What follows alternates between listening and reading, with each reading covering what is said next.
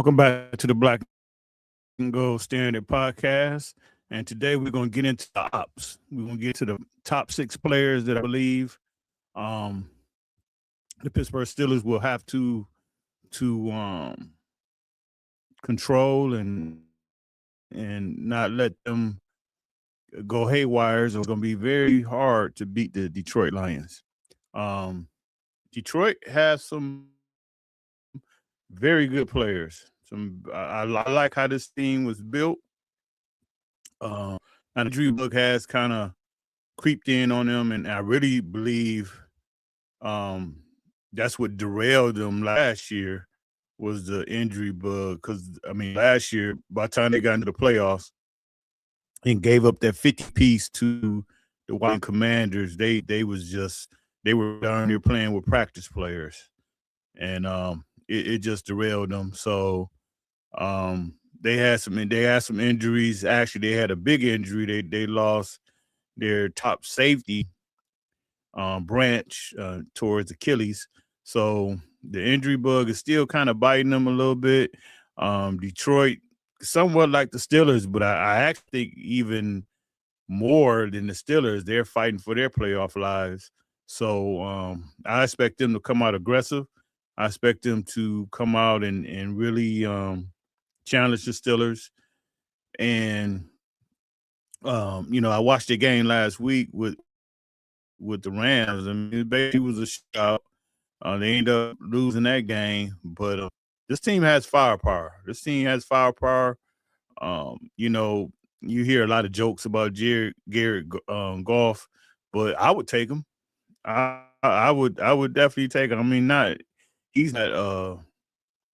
Well, I guess he could be in the top 10 quarterbacks, but he's good enough to get the job done. Especially if you put the right type of defense around him, he's good enough to get the job done for you. For the most part, everywhere he's won. So, like I say, this is going to be a very challenging game for the Steelers. So let's Steelers going to be going up against here. So, as usual, the number one op is going to be quarterback Jared Goff. Having a decent year. Big time, not well, I wouldn't say he don't really have a super strong arm. He's not a guy that, is going to throw that rope pass, but he it's all about timing with him. And for the most part, he has great timing with his receivers, and he's getting the job done. I mean, when you look at his record, when you look at his numbers here, um, he's 314 out of 453 for 69.3%. He's almost hitting 70% of his passes. That's outstanding. 3,600 yards, 29 touchdowns, 5 interceptions, and a passing rating of 110.4. So he's a guy that he's going to put that ball up in the air, and he's fairly accurate. Not real mobile guy. For the most part, you can pretty much say he's a pocket passer, but he gets rid of that ball quick. And like I said, he has some great targets to get the ball to, and he has a great running back to dump the ball off to. So this is going, like I said before, this team offensively is going to really, really challenge the Steelers a lot. So op number 2 is going to be Jahmyr Gibbs. He's one of those do it all type running backs. He's going to run the ball. He's going to catch the ball out the backfield. So he's going to put a lot of pressure on your linebackers.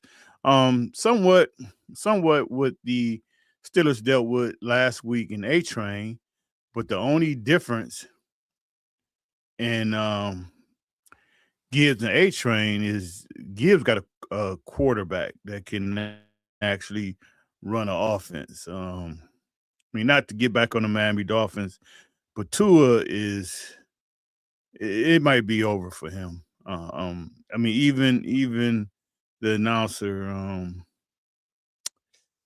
Aikman said that. I mean, some of the things that Tua is doing is like stuff that high school quarterbacks know better to do.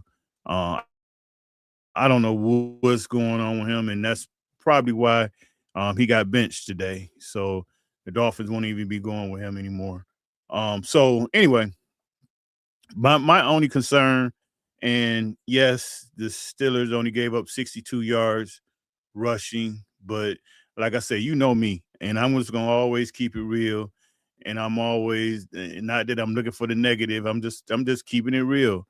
And the beginning of that game, the Dolphins were running the ball fairly well. And them 62 yards they got, the majority of them yards came in the first quarter. They were moving the ball, and A Train was really running the ball on them well. And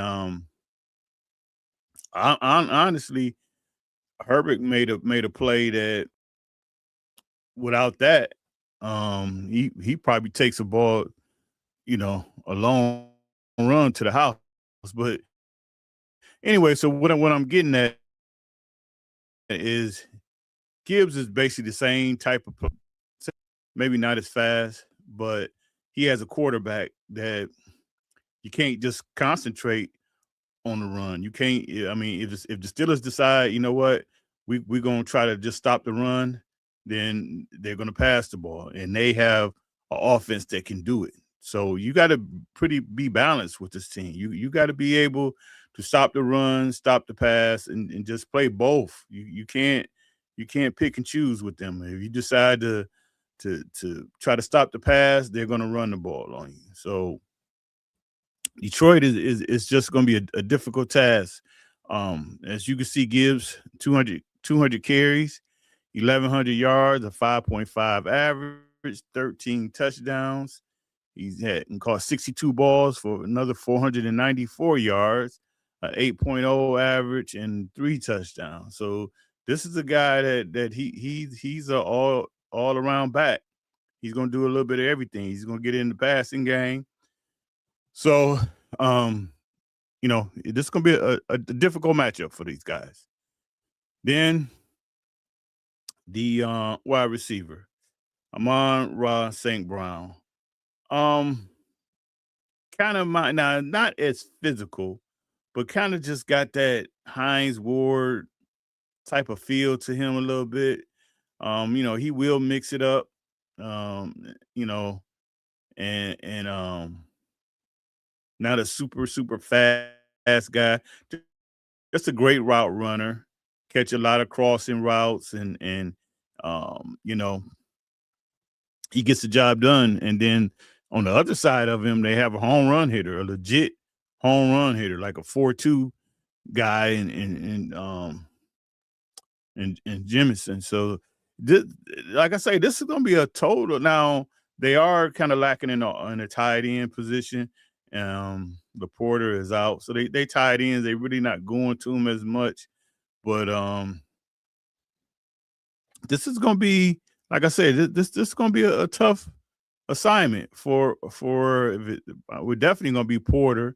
I'm assuming Ashante Samuels Jr. is probably going to be the other corner, or maybe Pierre may be back.